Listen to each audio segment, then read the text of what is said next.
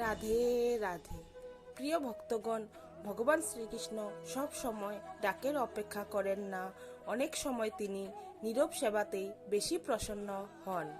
যমুনার তীরে ছিল এক ছোট্ট গ্রাম। সেই গ্রামে থাকত হরিদাস নামে এক যুবক।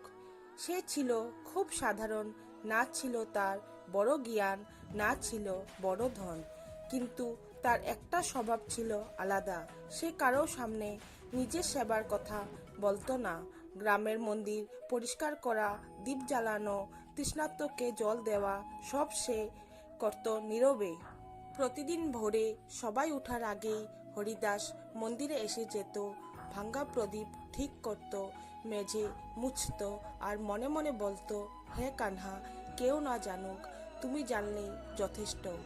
কেউ কখনো তাকে ধন্যবাদ দেয়নি, বরং তাকে অনেকে অবহেলা করত, কিন্তু হরিদাসের মনে কোনো দুঃখ ছিল না।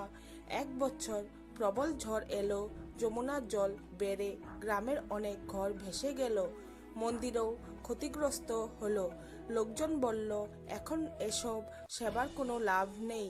অনেকেই গ্রাম ছেড়ে চলে গেল, কিন্তু হরিদাস রয়ে গেল ভাঙ্গা মন্দিরের সামনে দাঁড়িয়ে।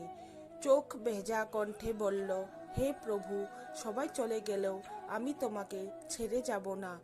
এক সন্ধ্যায় এক বৃদ্ধ ব্রাহ্মণ এসে দাঁড়ালো হরিদাসের পাশে। কাপা গলায় বলল, বাবা, আমার খুব তৃষ্ণা। হরিদাস নিজের শেষ জলটুকু নিঃশব্দে তার হাতে তুলে দিল।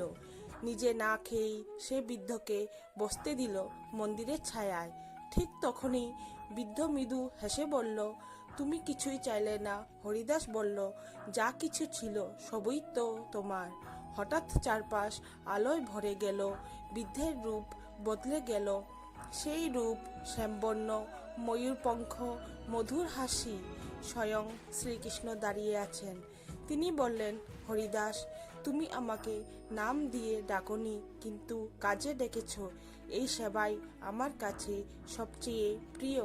পরদিন আশ্চর্য ঘটনা ঘটল। গ্রামে সাহায্য এলো, মন্দির নতুন করে গড়ে উঠল।